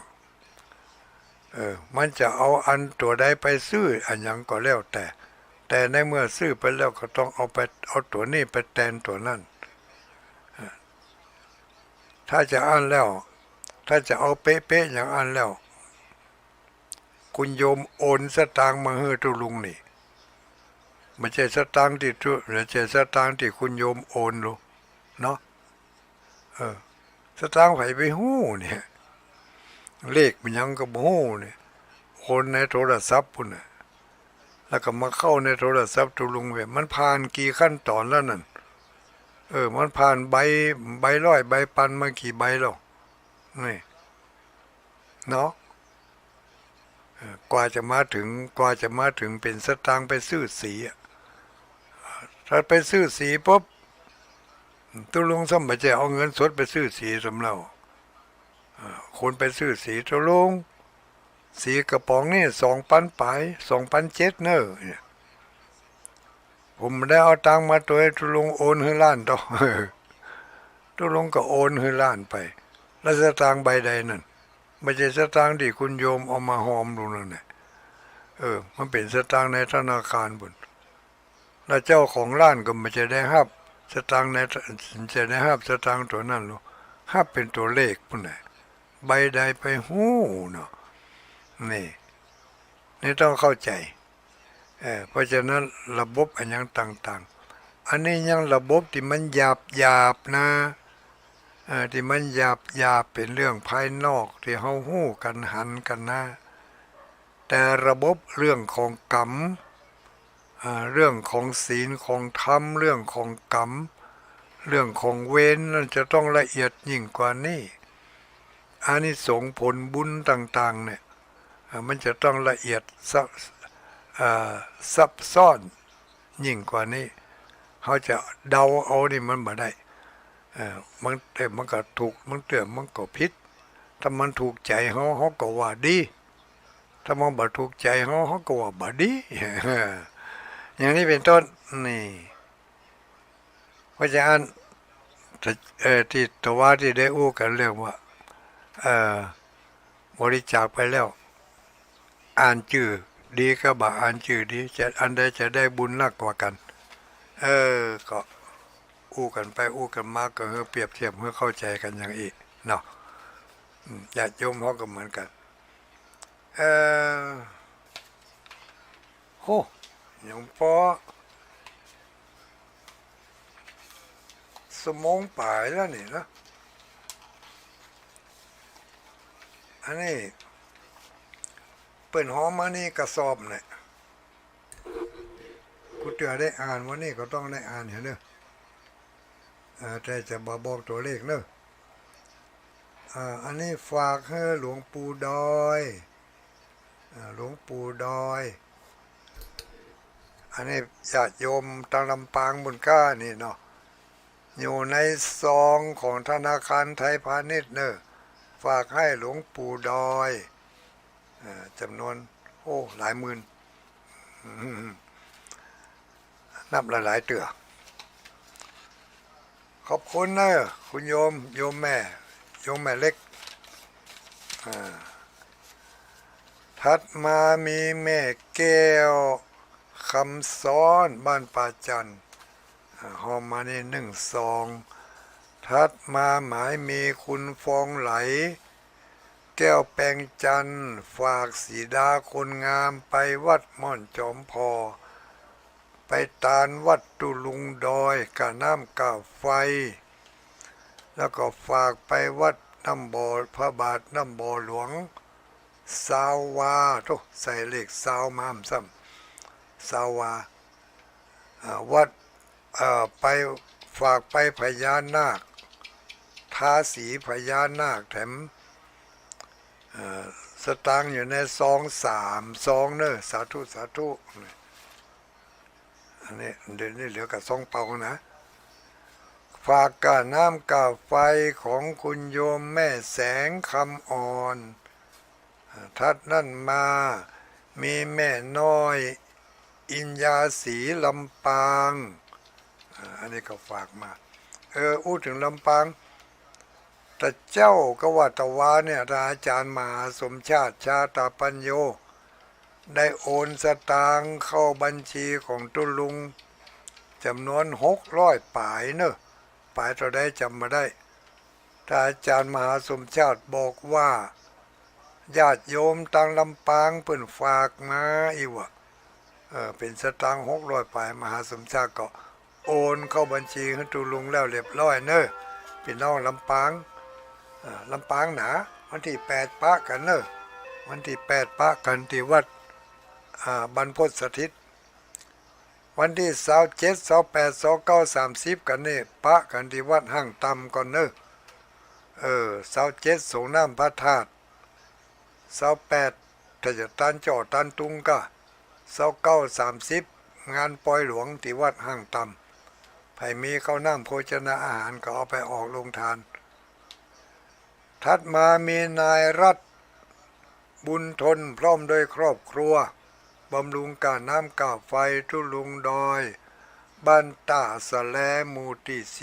11ตำบลเวียงไหนมหู้นี่เวียงเหนือเวียงใต้เวียงฝางเวียงลำปางเวียงไหนมหู้เนอตำบลตาสะแลถัดมาหมายมีศรัทธาแม่อุ้ยแก้วก่อนแป้น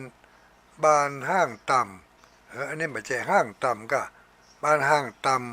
ำห้ามต่ำแม่นาวางอำเภอแม่อายร่วมทำบุญการน้ำกับไฟในการเผยแผ่พระพุทธศาสนาสาธุในอุ้ยแก้วเนอะถัดมาหมายมีแม่อามน้อยแม่อามน้องกรดคำบ้านปางปอย1 ซองแล้วก็มีแม่มีใจพินโยพาดบ้านปังปอยอีก1 ซองหมายมีนายสมศักดิ์นางศรีอ้วนกองน้อยอันนี้ทาสีพระธาตุทาไปแล้วตัววาแล้วเด้อแต่ยังมาเรียบร้อยดีนะหัวยังมาแล้วเด้อหัวกำลังทาได้ลืบเดียวอยู่สีเสี่ยงเหก่อนถัดมามีแม่อุ้ยแก้วอันนี้อุ้ยแก้วปวงคำบ้านป่าจันเวียงป่าเป้าร่วมมา1 ซองถัดมามีนางทองใบคำชุมพูบ้านใหม่พัฒนาพร้อมโดยครอบครัวตาสีพระธาตุม่อนจอมพอสาธุอนุโมทนาเนอะบ้านใหม่พัฒนานี่ที่ไหนหมู่เนอะมันมีหลายใหม่เจ้าภาคเจ้าของ ซองนี่หู้คนเดียวเนอะเนาะเทวบุตรเทวดารับทราบแม่อุ้ยบัวเรือนงามร่วมทำบุญกับตุลุงดอยสาธุแม่แก้วแปงจันร่วมทำบุญทาสีพระธาตุหอมกันมามันยังทาบ่แล้วเถอะแล้วแต่มันบ่เรียบร้อยยังข้างแถมน้อยเดียวแต่ว่าพอตานไปบุญละถัดมามีแม่ฟองจันใหม่ชุมพูบ้านเลขที่22ตำบลเวียงร่วมทำบุญสงฆ์น้ำพระธาตุม่อนจอมพออันนี้ก็จะได้เอาไปซื้อสีซื้อหยังเนาะซื้อหัวโยมถวายปัจจัยหลวงปู่ถึงจะน้อยก็มากด้วยน้ำใจเนื้อเจ้าสมศรีสิทธิกิจก็เนาะบ้านนันทารามตำบลสันทรายที่ไหนหมู่เนอถ้าจะตั้งเมืองฝางเมืองก้านี่ตำบลสันทรายนี่ศรัทธานายสานนท์นางผ่องศรีสัสดีอัมภัยร่วมทำบุญทุลุงดอยกาน้ำกาไฟอันนี้บ้านแม่ศูนย์อำเภอฝางศรัทธาบ้านแม่ศูนย์วันนั้นเอารถเครื่องปากันบุญขึ้นไปบน ปางปอยปุ่นน่ะเท่าแต่ที่น่าทึ่งก็คือมีโยมคนหนึ่งเนี่ยเป็นแม่หญิงนะอายุประมาณ60 ปีขับรถเครื่องจากพะเยาเนี่ยไปถึงปางปอยพ้นแผ่เมืองฝางปุ่นน่ะรถเครื่องนะโปโถใจถึงแต้ทัดนั่นมาหมายมีแม่จันสมมณีจักบ้านหลังกาดแม่สาวร่วมทำบุญกับครูบาอาจารย์ทุกตนทุกองค์โอ้เนี่ยได้มาแบ่งกันนะก็นี่เนาะ ครูบาอาจารย์ทุกตนทุกองค์นี่ก็ได้แบ่งกันนะกันเนี่ยคนบาทเนอะเอ้ยเนอะว่าเล่นได้ตุลงเอาแห่งวัดเนอะครูบาอาจารย์ทุกตนทุกองค์จะตนไหนถ้าจะซองก็เนาะทัดมามีศรัทธาป่อน้อยปันมโนครบ้านเสาหินอำเภอฝางจังหวัดเชียงใหม่สุดท้ายมีแม่เอ้ยแก้วคำแม่เอ้ยแก้วคำนี่317หมู่4ตำบลสันสลีอำเภอเวียงป่าเป้าจังหวัดเชียงรายแล้วก็ตะวานี่ที่ไปเอาปัจจัยมาได้ใส่ซองเป็นใบยื่นปะจะเป็น10 ใบ20 ใบบุญก็ขออนุโมทนาตัวเนอะศรัทธาญาติโยมทั้งหลายขออนุโมทนาศรัทธาญาติโยมที่จะได้ร่วมกันทำบุญทำทานในหลายโอกาสหลายเวลาที่จะลืมบ่ได้ก็คือวันที่4 เมษายนเนาะถ้าจำบ่ผิดวันที่4 เมษายนนี่แต่ก็นี่เดี๋ยวสุมากันเนี่ยขอไปพอคำก่อน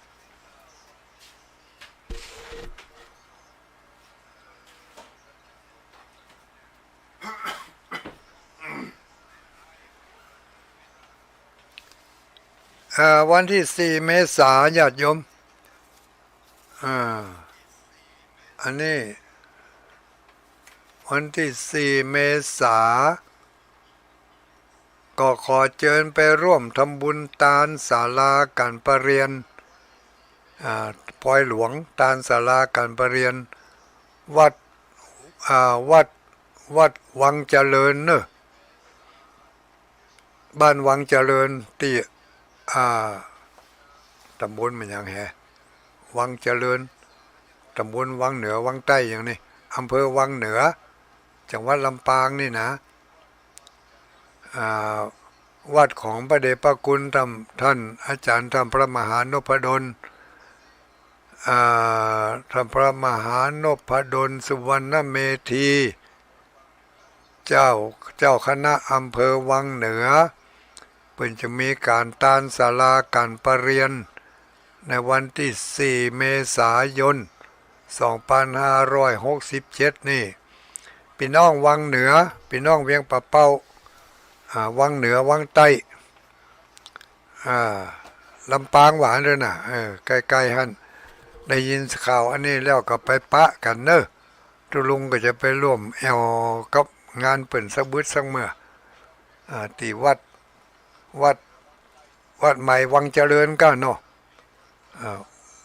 วังเจริญ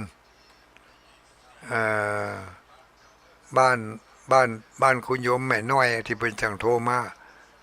แม่น้อยวังเจริญบ้านวังเจริญกำเดียวถ้าโทรมาตันก็โทรมาเนี่ยตานศาลาการประเรียนวันที่4 เมษายนจากวันที่4 เมษายนก็วันที่8 เมษายนเนอะวันที่8 เมษายนไปปะกันที่วัดบรรพตสถิตวัดบรรพตสถิตในตัวเมืองลำปางวางนี่ล่องลำปางบ่อยห้ยวันที่8 เมษายนจะไปร่วมกิจกรรมงานฉลองอายุวัฒนมงคลของท่านเจ้าอาวาสก็คือ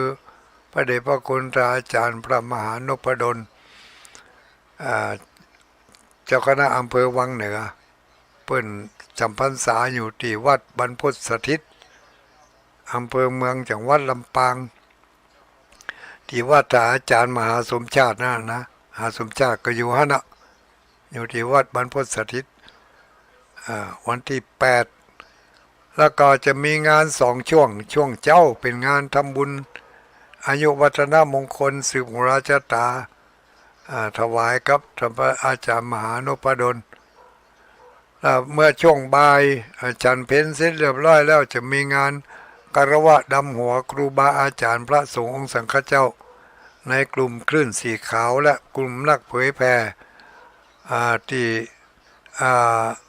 ที่ออกสถานีวิทยุทางลำปางก็ดีทั้งเชียงใหม่ก็ดีทั้งไหนก็ดีเครือข่ายขึ้นสีขาวนี่นะประมาณ80รูปญาติโยมทั้งหลายในวันนั้นกาทุกเจ้าที่เขาจะได้ไปคารวะดำหัวเพิ่น80รูป80ตนด้วยกันวันที่8เนอะวันที่8เมษาเวลาบ่ายโมงหลังจากฉันเพลเสร็จเรียบร้อยแล้วก็จะมีการคารวะดำหัวครูบาอาจารย์พระสงฆ์องค์สังฆเจ้านักจัดรายการตั้งสถานีวิทยุที่ท่านทั้งหลายฟังอยู่ในเวลาเนี้ยนี่เปิดนิมนต์ทุกตนทุกองค์นะที่ไปโปรดเมตตาศรัทธาญาติโยมพี่น้องแฟนครับทุกผู้ทุกคนเนอะวันที่8เมษาเอาต่ออีกก่อนเนาะตึกวันที่8เมษายนนี่นอนนั่งก็มีงานมาอย่างแถมแถมงานหนึ่งเกือบจะลืมงานนี้ก็คืองานบวชสามเณรภาคฤดูร้อนงานบวชสามเณรภาคฤดูร้อนอันนี้ก็มีจัดกันหลายวัดหลายวาอยู่ที่อำเภอเวียงป่าเป้านี่ในเขตตำบลเวียงนี่ได้จัดที่วัดสลีสุพรรณเนอะวัดสลีสุพรรณใครจะร่วมรับเป็นเจ้าภาพการบวชสามเณรภาคฤดูร้อนในครั้งนี้ก็ติดต่อได้ที่ท่านพระครูปลัดอนันต์สุนทราจาโรเจ้าอาวาสวัดสลีสุพรรณรับถึงละอ่อนถึงคนใหญ่เนอะละอ่อนก็รับคนใหญ่ก็รับบวชเป็นทุเจ้าก็ได้บวชเป็นสามเณรก็ได้เพิ่นจะบวชในวันที่1ก็หาเนาะวันที่1วันที่31มีนานี่จะมีการแห่ลูกแก้วใจม้าย่องแห่นะเพิ่นเจ้ามาเอามาแห่แล้วก็แมลงแล้วก็จะมีการอบรมสมโพธิโกนหัวอบรมสมโพธิแล้วก็เอาไปแห่แล้วก็มาคืนแล้วก็มีการฉลองสมโพธิกันลูกเจ้ามักก็จะมีการบวชปีนี้รับบ่เกิน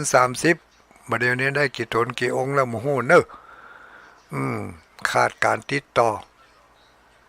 ที่วัดสลีสุพรรณเนอร์ติดต่อไปเบอร์โทรจำมาได้แล้วเบอร์โทรของเพิ่นก็จำมาได้ฮะไปติดต่อสอบถามว่าจะเป็นเจ้าภาพอันยังจะเป็นเจ้าภาพผ้าไตรกะจะเป็นเจ้าภาพสังฆทานถวายพระสงฆ์กะจะเป็นเจ้าภาพบาทกะอันยังก็ว่ากันไปติดต่อเอาเองแน่นอนกว่าเนอะต่อไปนี้ก็ใครที่โทรมาตะกี้มาได้13สายปัดต่อ13สายค่ะแม่โทรมานี่นับตั้งแต่เบอร์มันยังนี่วันนี้13คน83355616แล้วก็4684562105แล้วก็แม่เลื้อนแสนต่อ2105มา2เตื้อ3เตื้อ4เตื้อ1190 แล้วก็2105โอ้หลายก็เข้ามาใหม่เนอะ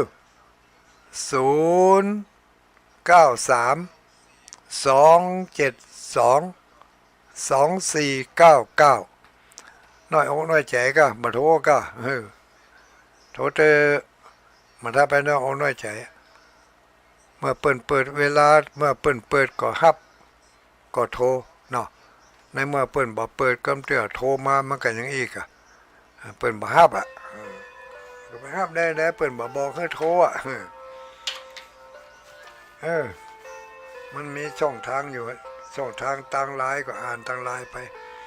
ในเมื่อบ่มีช่องทางทางไลน์ก็โทรเข้ามาแม่กำปองมาแล้วปางกำปองเจริญพรไหว้สาเจริญพรสวัสดีเนอะฝนตกก่อนนั่นโคกวันที่19แล้วเนี่ยน้อยเดียวเจ้าอ๋อแล้วก็เจ้าก็ตกเตือเดียวหายแซมแล้วเนาะนั่นน่ะยังเดียวกันไปเจ้าเดียวหายแซมก็ยังแคว้นน้อยต้องฟ้าเป่งมาพ่องเจ้าอากาศตั้งบนบริสุทธิ์อยู่เนาะควันบ่นักกะเจ้านักเจ้ากาแฟจัดลำเนอะกาแฟจัดลำเนอะกาแฟจัดลำเนอะอนุโมทนาถ้าอาจารย์มหาเสาแก้วยังติดใจอยู่เลย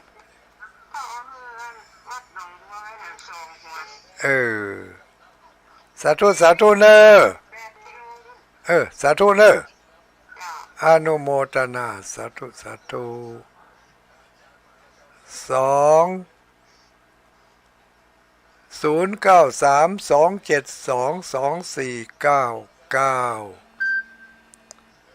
รับสายเจริญพ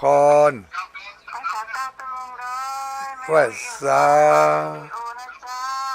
ฟังแม่วางเรดิโอ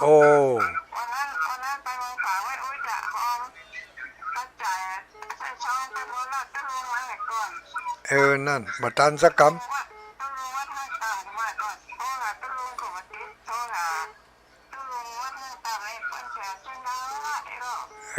ถ้าอันนี้ตุลุงอยู่กลางดอยสัญญาณมันรับบ่ได้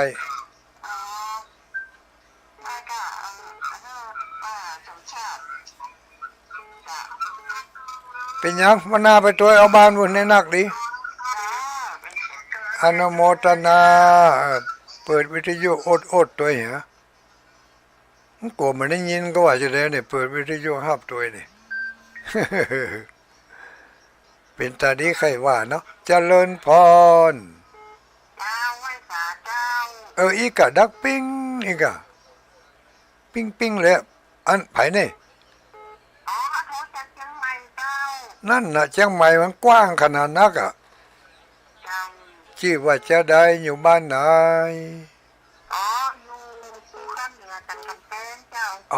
ภูคาเหนือวันนี้มาเอวงานวัดม่อนจอมพอเนี่ยบ้านภูคาเนี่ยก็หู้แล้วนะ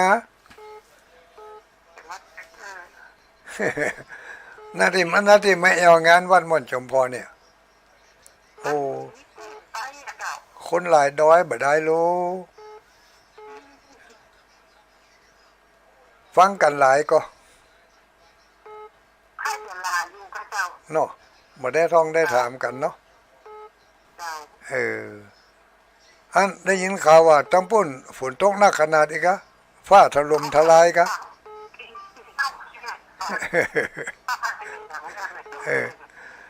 หันอันต้นไม้ล้านก้าอย่างถล่มทลายอยู่เนี่ยทั้งปุ่นโซนนั่น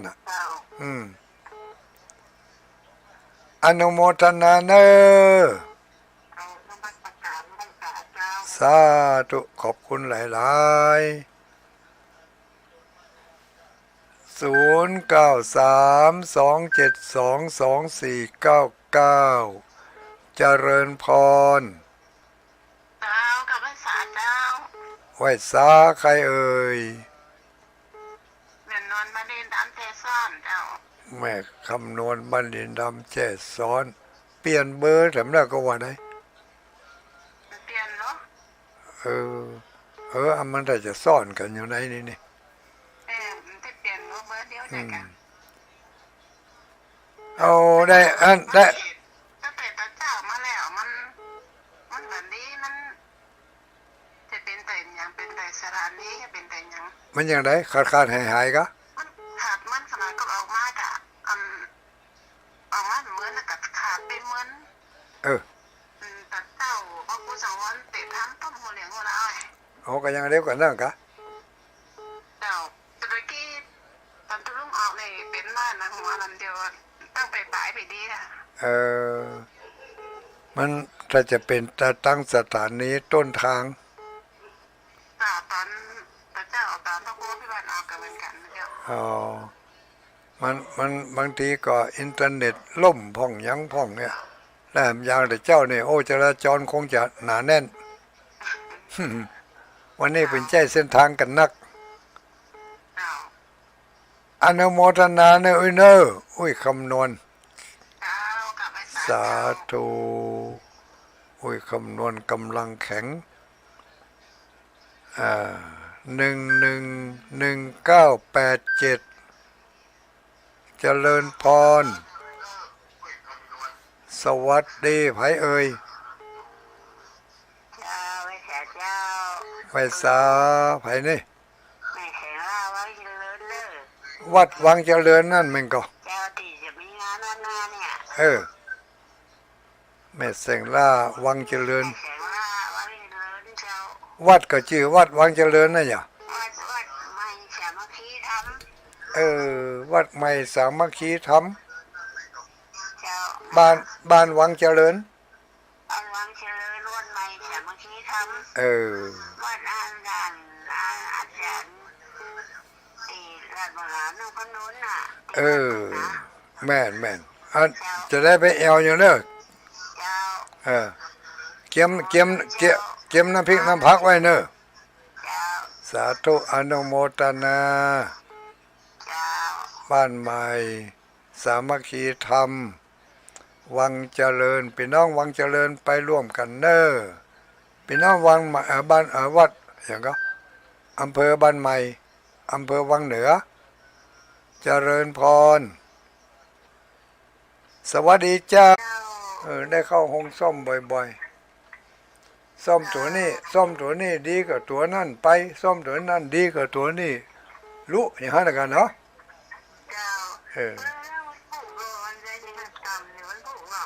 วันฮือกะถ้าจะได้ไปอยู่ไปก่อนตอนเปิดนิมนต์ไปก่อนตอนถ้าโอกาสไปได้ก็ไปแอลพอเนอะ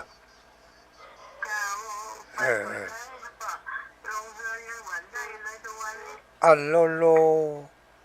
หมกอันก่อนโลนี่จะได้ก็ขอให้บุญกั้มบุญจูบุญหนุนบุญส่งให้มีอายุมันยืนยาวสุขภาพปันสมบูรณ์แข็งแรงเนอะหายจากโรคภัยไข้เจ็บไว้หายไปไหนฮะโรคภัยไข้เจ็บก็หายพยาธิอย่างก็โทรศัพท์ก็หายฮั่น4027มาแต่ไม่เจริญพรสวัสดีไหว้สาเป็นมาเจริญพรเนอะไผเอ่ยแม่เกียงคำอีกอะแม่เกียงคำบ้านแม่สุกเหนือ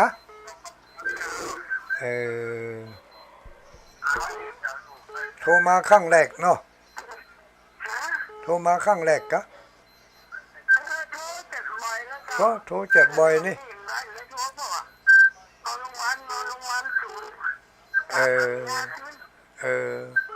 แต่งไปนอนก็เปิดให้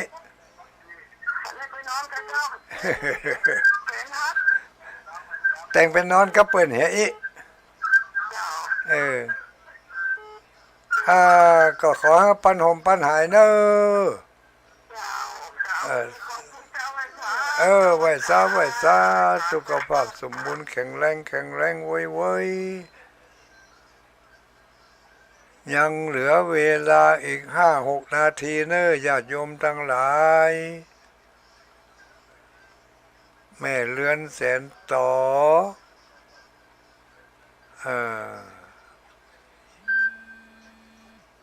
ว่าจะได้เข้ามาได้แล้วเจริญพรไม่อุ้ยเรือน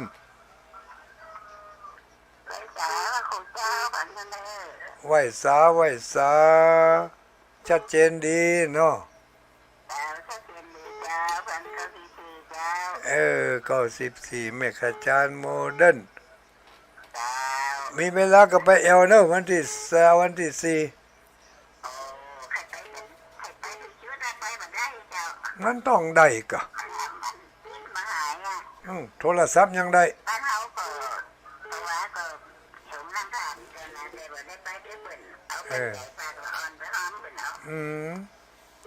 บุญกำบุญจู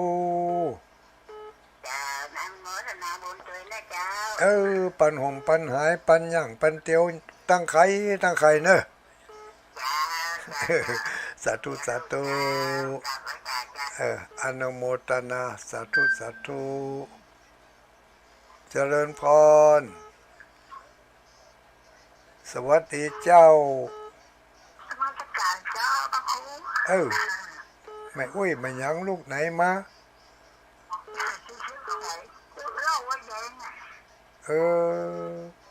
แม่อุ้ยพรล่วงโอแดงโอ้เก็บตั๋วไว้เนอะอุ้ยพรวันที่8 เมษายนนะไปปุ่นเหรอวัดบรรพตสถิตวัดมหาสมชาตินะกะ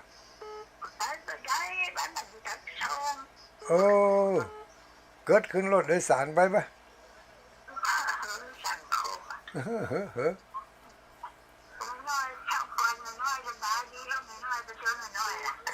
แล้วไว้น้อยปุ่นสบายกะ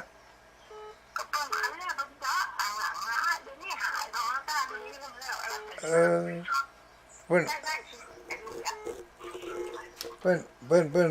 แล้วมาไว้พรไปเอาหาเพิ่นพอก็ฮะเพิ่นอยู่บ้านอย่างก็ไม่อุ้ยน้อยบ้านป่าหิวสังกำแพงไม่อุ้ยน้อยนามสกุลเป็นอย่างก็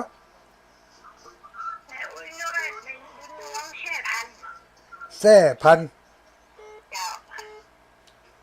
อุ้ยน้อยแซ่พัน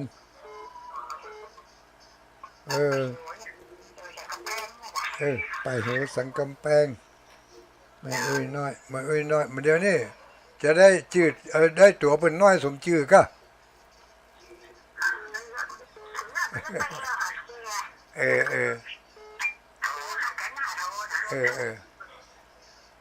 อนุโมทนาในอวยพรเนอะสาธุจกดีมีใจเหมือนกันกูคนศรัทธาญาติโยมทั้งหลายเนอะบริหารเวลามาจนถึงบัดเดี๋ยวนี้เนาะก็ใกล้จะหมดเหลือเวลาบักกี่นาทีบักกี่วินาทีก็เนาะ